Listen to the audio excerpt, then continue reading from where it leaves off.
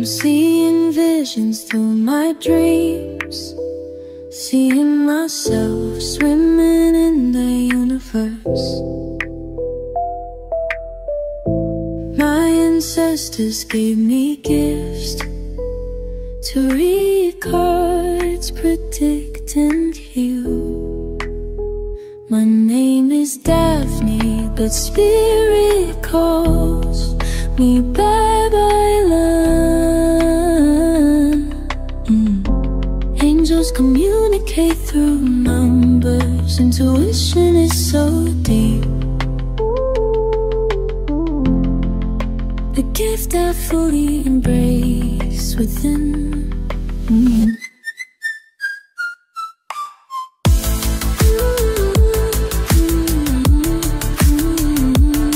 Virgo, welcome po sa inyong reading. So this is for May 1st to May the 7th reading.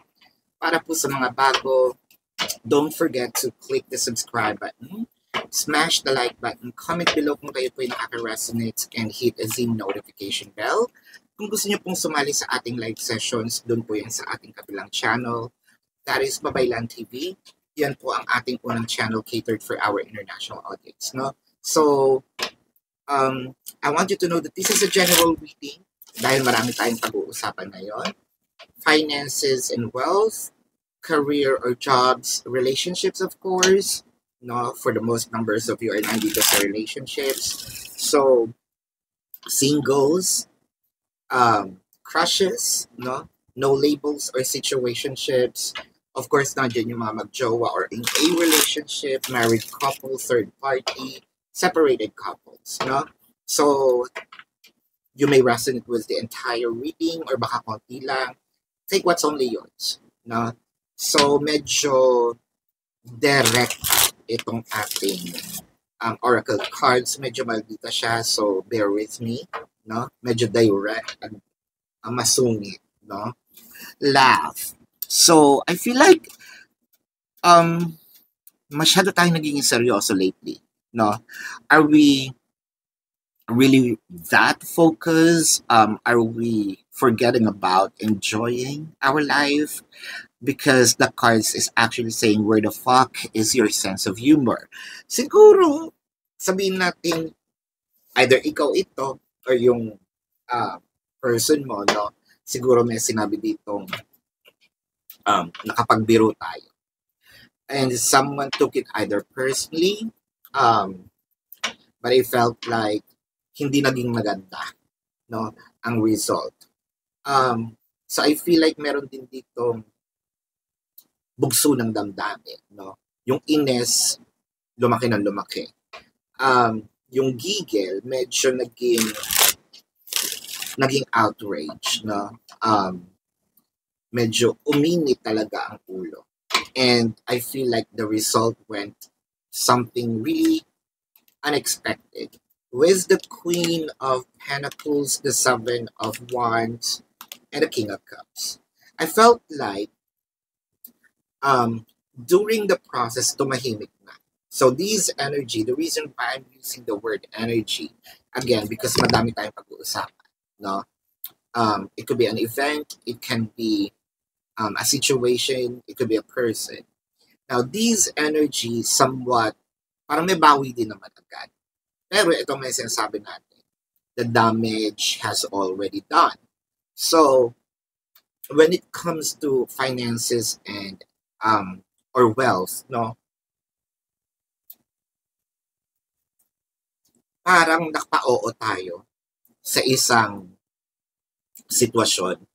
A great example of this is dahil siguro sa tuwa, no, heightened energy din yun. Whether this is a positive emotion or a negative one thing's for sure, we were influenced by that emotion. And sa sobrang tuwa natin, siguro napao tayo. Let's say, nakapag-promise tayo ng isang bagay, but then, nung nakauwi na tayo, sinabi natin na, I feel like medyo napasubo ako dun ha. I feel like medyo malaki-laki, no? Itong aking gagastusin, let's say, ako na lang ang nagpapabinyag, no? Or nagpresenta tayo because we're happy at that moment. And then, bigla natin nasabi na, uy, sadali. I think I have to consider something. Pero, ayoko naman din magmukhang wala akong palabra de honor. So, might as well, gagawin ko na lang kahit medyo hesitant na ako. No? Wala na, nasabi ko na. Hindi ko na pwedeng bawiin. No? With the career or job, I feel like hindi tayo makahindi. No? It could be a request from our boss, higher management, or our coworker. Ayaw na natin gawin. Ayaw na natin tulungan. Let's say, kasi naapektuhan na itong sarili mong task, no? Yung sarili mong goal. And you feel like you are being taken advantage of, and you feel like, siguro kung gagawin ko to, I need some extra compensations dahil this is beyond, no, my pinirmahang contract. So this is beyond my job description. So I feel like with the Queen of Pentacles in here, yung generosity natin was taken advantage of. Hindi tayo ngayon makaangal, no? Yun yung nakikita ko. With regards to relationship singles, ano ba ito? Kasi parang may nagkakagusto sa atin. Gusto rin naman natin somehow, or meron tayong apple of the eye. No? Kung tayo nagkakagusto doon, meron ng emotions na nabubuo. Pero, I think that the person, no, is observing. With the Seven of Wands kasi here, this is more of strategizing, no? Or probably we are trying to impress someone. Sama na natin yung mga crushes and no labels, no? Or nandun sa situationship. Dahil tayo yung, or meron ditong nagbibigay ng sign, I am interested in you. Siyempre, ganun naman talaga, no? Especially kung lalaki, no? Nagpapabida, no? Siyempre, kailangan, I need to present my very best, no? Lalo na kung nanliligaw, no? Hindi mo makikitaan yan ng kasamaan ng ugali. So, I feel like, napapa-impress. With the Seven of Wands in here, so what this person is doing is strategizing for that person to like them and hoping, no, that it will grow romantically in the future. In a married relationship, or nandun pala sa mga mag-jowa, I feel like meron iba to meron tong gustong gawin, no, si person natin. I feel like this is a surprise. This might be a gift kasi nakakita ko dito na strategizing things on how to make you happy. I love that. Pero kasi dinadaan ito sa biro. Kaya medyo hindi natin alam totohanin ba ito, no? Parang wag mo ko mabiro-biro. Lately siguro medyo baka joker, no? Gusto maging joker ni person, baka gusto maging komedyante, or probably being a blog for the sake of, documentation, or probably posting it. I think that there is something in here also for a small percentage of you, baka meron dyan mga hidden cameras, no? That you don't know, it could be a prank, but then again, this is for you, to make you happy, no? Third party situation, I feel like meron ditong somehow gift sa'yo to make you feel not less of who you are. So parang pambawi to my shortcomings. Separated couples, I feel like there is a communication that's going to happen in here. Medyo short, pero medyo okay siya. Kasi somehow we're waiting, no, for that communication to happen. Seven of Pentacles, the Magician, the Nine of Wands. Yeah, with the Seven of Pentacles, this is more of actually waiting for my manifestations to happen. And I feel like the portal of the manifestation is already happening. The portal of manifestation is already opening, no, this May the 1st to 7th. What I am seeing in here is chances are itong mga single person, singles, crushes and no labels. I feel like mas makikita ninyo yung um, effort din ni person. So I feel like mag-effortan din naman tayo. So medyo may mga kilig moments, no, doon sa mga panahon na yun. Meron tayong mga treasured moments na that person also values me, no?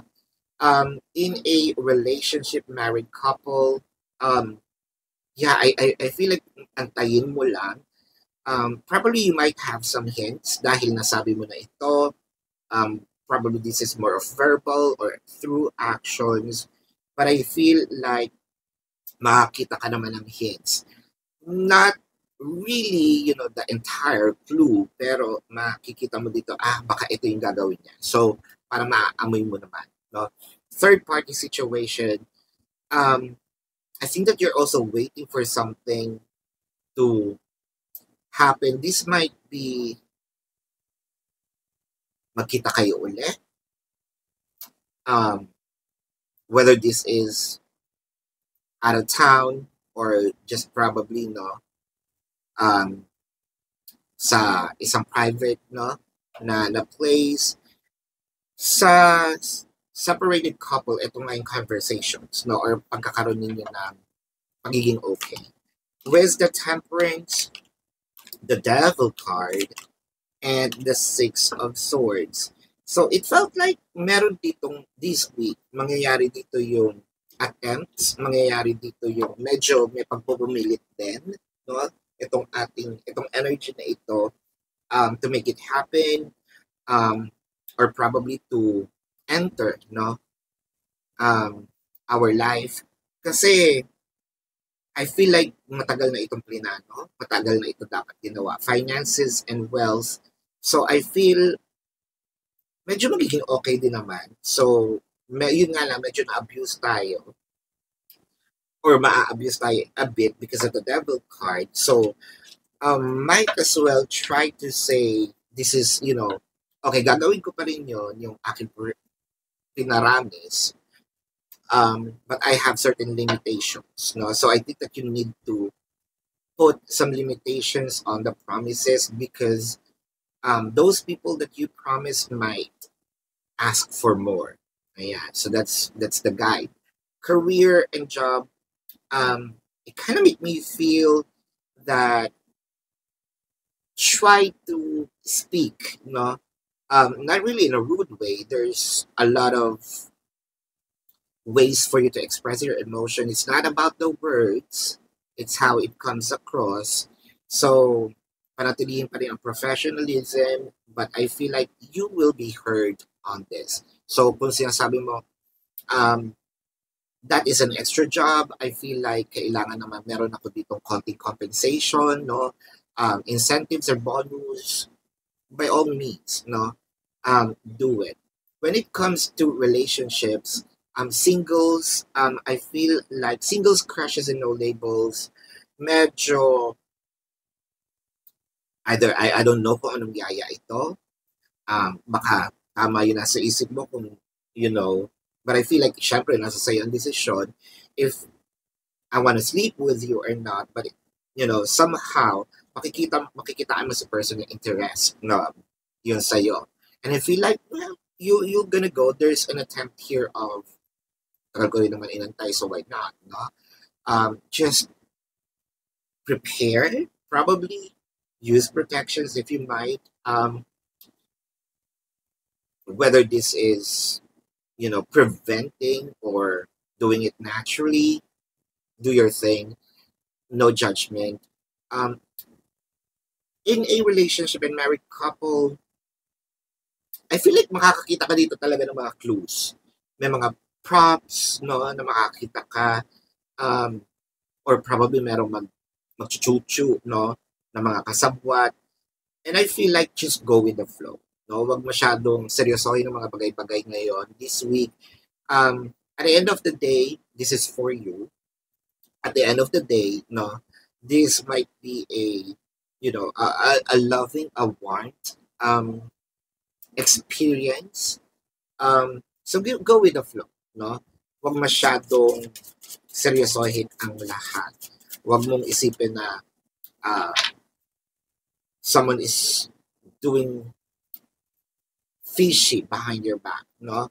So let's get some message from the universe. Be clear about where you are putting your focus right now. And like what I mentioned, no? So might as well, mag-focus na lang tayo sa mga magagandang bagay dahil maganda naman yung mangyayari. Huwag natin i-stress ang sarili natin. Kaya I feel like kung ano ang finifeed mo, yun ang mag-grow, no? Kung anong halaban ang dinidiligan mo, ang binibigyan mo ng attention, yun ang tutubo. So, focus on your desired outcome. So, I love this dahil medyo cheer up na tayo, no, ng universe. I think that the universe is also saying, prepare yourself for better things to happen. No, you have everything within to create the life of your dreams. So stop doubting yourself for once. This is your time. We've got you. So I think na blessing ito, no, ng universe. And I feel like, sometimes the universe may find ways, ironically, pero siguro hindi natin nga naiintindihan, sometimes in a very strange and again ironic way. Pero at the end of the day, this might be a blessing, a gift for you. So this is your reading, Virgo. Let's check the zodiac sign of your person. Pero bago po yan, gusto ko pong sabihin sa inyo na sa kabilang channel po, Babaylan TV, doon po tayo nagla-live, no? So pwede kayong sumali. Pero kung hindi nyo maabutan, pwede naman kayo magtanong dito sa ating comment section as long as the question po is answerable by yes or no. Pero kung hindi po kayo papatulugin ng yes or no na sagot lang, dumiretso na po kayo dun sa ating website. Sa description box ng video na ito, there is a link. Click the link, you will be routed to my website. Nandun po yung information, name, number, QR code, amount per questions for your reference. Take advantage of the 4 questions plus 1 kasi discounted po yun. And if you want to book a private reading, nandun din po siya. No? So, let's check the zodiac sign of your person. This might be their sun sign or a placement po sa kanilang chart. Sagittarius, Capricorn, Leo. I am seeing Pisces, Taurus, Virgo. Ayan. So this is your reading. Love and light to you and know that you are appreciated. Goodbye. You want the best of my heart.